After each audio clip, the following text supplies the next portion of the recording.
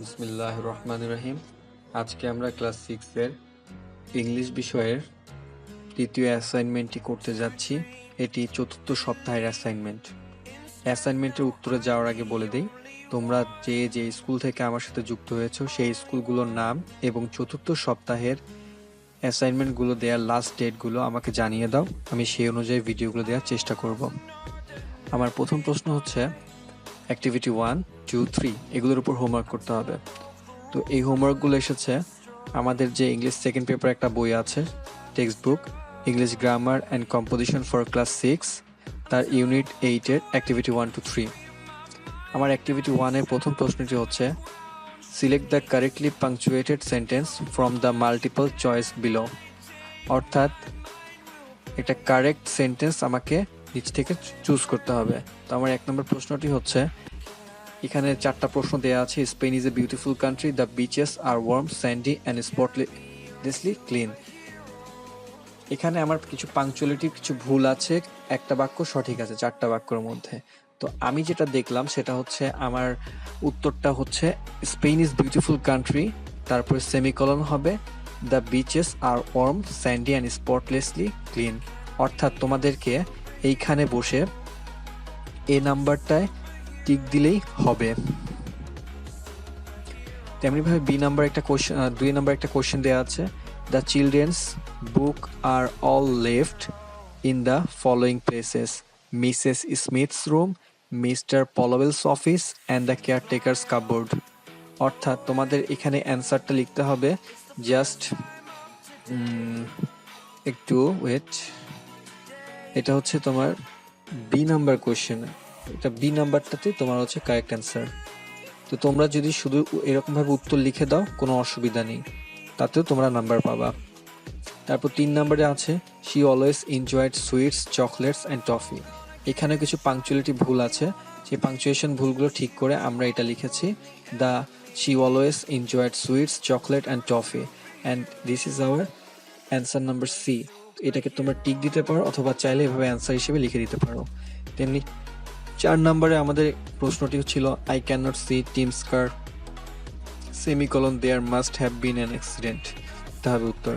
আমি সরাসরি চলে যাচ্ছি 5 নম্বরের উত্তরটায়, Tim's grand a formidable woman always bought him chocolate, cake, sweets and a nice fresh Apple.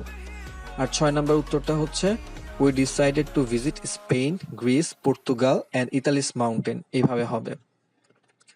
তো আমি এটা খুব দ্রুত বলে দিলাম বিকজ অফ এখানে শুধুমাত্র তোমাদের পাংচুয়েশন এগুলো হচ্ছে তোমাদের চেক করবে। দেন চলে আসতেছি নাম্বার অ্যাক্টিভিটি 2-তে। এটা হচ্ছে একটু গুরুত্বপূর্ণ। Read the text below and use punctuation marks as needed in the underline sentences. তো তোমরা ফার্স্টে কোশ্চেন তুলে নিবা, কোশ্চেনটা বইয়ের পেজে নাম্বার আমি পরে বলে দিব না, এই পেজে আছে, অ্যান্ড তারপর অ্যান্সারগুলো লিখে ফেলবা। 4টা আন্ডারলাইনে কোথায় কোথায় ভুল, যেমন এমিলের পরে মেইন প্রশ্নে কোনো কমা দেওয়া হয়নি, তো এখানে কমা হবে Emil, comma the only son of his parents, comma has so many good qualities, full stop. He is intelligent, comma brave and honest. Then see his curiosity about anything is amazing. এখানে দেখার বিষয় হচ্ছে C নাম্বারটায় কোনো ভুল নেই। D নাম্বারটা হচ্ছে after his return, comma we asked him, comma Emil, comma were you afraid in the train, উদ্ধরণ চিহ্ন বন্ধ হয়ে গেল, শেষ। তারপরে চলে যাচ্ছে অ্যাক্টিভিটি নাম্বার 3-তে, read the text below and use অথবা change punctuation marks as needed.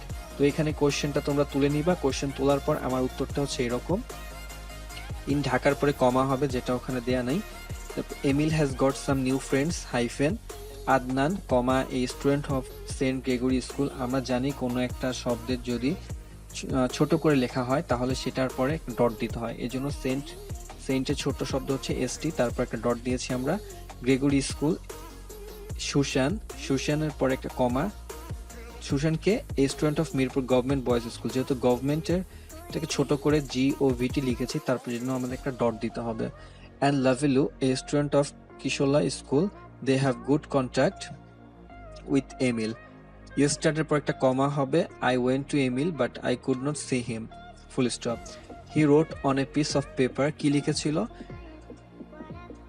Detective Emil is busy now, এটা সে লিখেছিল, এজন্য আমরা উদ্ধরণ চিহ্নের মাঝখানে রাখলাম। দেন আমাদের বলতে হবে he stuck that piece of paper on his door so I left his place লাফিং। আমি হাসতে হাসতে সেখান থেকে বের হয়ে গেলাম। তো তোমাদের উত্তরটা হচ্ছে লাল গাড়িতে লেখা বাক্যগুলো। তারপরে তোমাকে একটা প্যারাগ্রাফ লিখতে হবে 200 শব্দের ভেতরে। 200 শব্দ আপ করা যাবে না। তো আমি এখানে 173 শব্দের মধ্যে একটা প্যারাগ্রাফ লিখেছি, তোমরা চাইলে বেশি শব্দ লিখতে পারো। তো আমি কোয়েশ্চেনটা পড়ে দিচ্ছি। Homework, have you ever visited a railway station and or bus station? অর্থাৎ তুমি কি কখনো রেল স্টেশন অথবা বাস স্টেশনে গিয়েছো? How are they similar or dissimilar? তারা কিভাবে একই রকম অথবা ভিন্ন রকম? Narrate your experience there in 200 words answering the following question. অর্থাৎ তোমার যে এক্সপিরিয়েন্স ছিল সেটাকে 200 শব্দের মধ্যে তোমাকে বর্ণনা করতে হবে, যেখানে এই কোশ্চেন উত্তরগুলো থাকবে। যে when did you go there? তুমি সেখানে কখন গিয়েছিলে? who accompanied you? অর্থাৎ তোমার সাথে কে ছিল? why did you go there? তুমি কেন ওখানে গিয়েছিলে? what did you see there? তুমি সেখানে কি দেখেছো? what was very interesting to you? সেখানে তোমার কি ভালো লেগেছিল? what did not you like that much? তুমি কোনটা তোমার তেমন একটা ভালো লাগে নাই? and add some visual that support your ideas. অর্থাৎ কিছু ধারণা করো, বিকজ অনেকে হয়তো বা নাও যেতে পারে, জন্য তোমাদের কিছু ধারণা করে নিতে হবে। সেই ধারণাগুলোর উপর বেস করে 200 শব্দের মধ্যে লিখতে হবে। তোমরা এমন কিছু লিখবা যেন এই প্রশ্নগুলো উত্তর পাওয়া যায়, সাথে অন্য কিছু লিখলে কোনো অসুবিধা নেই। কিন্তু এমন কিছু লিখবা না যে অনেক সময় অনেক বই থেকে কপি করে দাও, অনেক শীট থেকে কপি করে দাও। কপি করে দিলে কিন্তু এই প্রশ্ন উত্তরগুলো পাইলে না, সেক্ষেত্রে নাম্বার কমে যাওয়ার একটা সম্ভাবনা থাকে। তো আমার অ্যান্সারটা হচ্ছে a visit to A rail station. আমি রেল স্টেশনে গিয়েছি। তো আমি রেল স্টেশনের সাথে আমি বাস স্টেশনের কম্পেয়ার করবো। তোমরা যদি চাও a visit to A bus station এটাও দিতে পারো, কোনো সমস্যা নেই।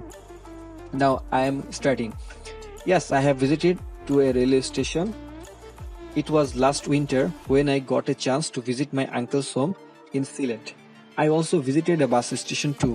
অর্থাৎ আমি এই যে এখানে রেল স্টেশনে তো গিয়েছিলাম, বাস স্টেশনের সাথেও এর একটা তুলনা দিচ্ছি। As bus journey is my first priority, so I went to the bus station for the journey. But the time was not good for me, that's why bus ticket was not available for me. Then I went to the railway station. My father accompanied me. এখানে আমার দ্বিতীয় প্রশ্ন উত্তরটা পাওয়া গেল। He and I bought 4 tickets for our family so that our whole family could visit uncle's place. But it was not also easy to buy ticket from railway station. As there was a huge crowd of people like bus station, we stood at a line. অর্থাৎ আমি আমার যে অভিজ্ঞতা সেগুলো এখন বর্ণনা করতে যাচ্ছি। The line was moving forward slower than bus counters line. এখানে একটা তুলনা দিলাম। Also hawkers, beggars, people were surrounding among the station just like bus station. I felt interesting when I came to know that we found our tickets for the destination, but I didn't like the environment of the railway station very much. তো এখানে আমার উত্তরটা শেষ হয়ে যাচ্ছে।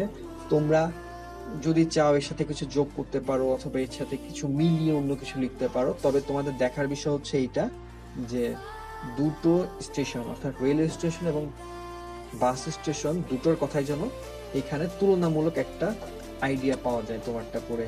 এটার উপর কিন্তু নাম্বার ভ্যারি করবে। আর আমি আশা করি তোমরা যে ইংরেজি শব্দগুলো লিখেছি সেগুলো অর্থ তোমরা জানো। যদি কোনো অসুবিধা হয় তাহলে আমাকে কমেন্ট করে জানাতে পারো। আমি আশা করি আমি তোমাদেরকে হেল্প করতে পারবো। ধন্যবাদ। টিউটোরিয়ালটি তোমার উপকারে আসলে লাইক করো, বন্ধুদের সাথে শেয়ার করো, আর ভিডিও সম্পর্কিত কোনো প্রশ্ন বা পরামর্শ থাকলে কমেন্ট করতে পারো। পরবর্তী অ্যাসাইনমেন্টগুলোর মডেল উত্তর জানার জন্য আমাদের সাথে থাকো। সাবস্ক্রাইব করো এবং পাশে থাকা বেল আইকনটি বাজিয়ে দাও। ধন্যবাদ।